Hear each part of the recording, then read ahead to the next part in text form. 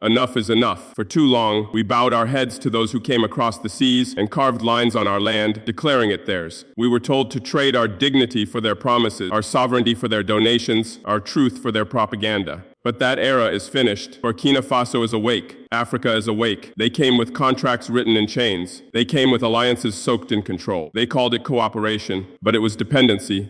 They called it aid, but it was slavery. They dressed up oppression in diplomacy, but today we see through every mask. They stole our resources. They rewrote our history. They claimed the right to dictate our future. No more. Today, the youth of Burkina Faso no longer dream of leaving their homeland. They dream of rebuilding it with their own hands. They no longer ask, who will help us? They ask, when do we begin? This is the new spirit of our nation. Our gold is ours. Our oil is ours. Our future is ours. And we will guard it, not with fear, but with fire in our hearts and steel in our resolve. To the West, let this message be clear. Your dominance ends where our unity begins. You cannot silence a people who have found their voice. You cannot enslave a generation that has tasted the truth. You cannot break a nation that has decided to fight for its land. We are not your colony. We are not your experiment. We are not your charity case. We are Burkina Faso, and this is our time.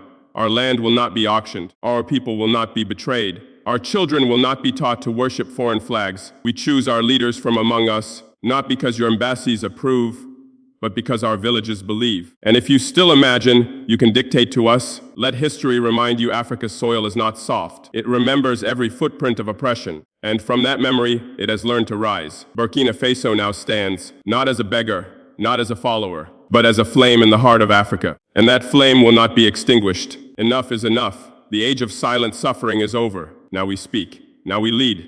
Now we rise.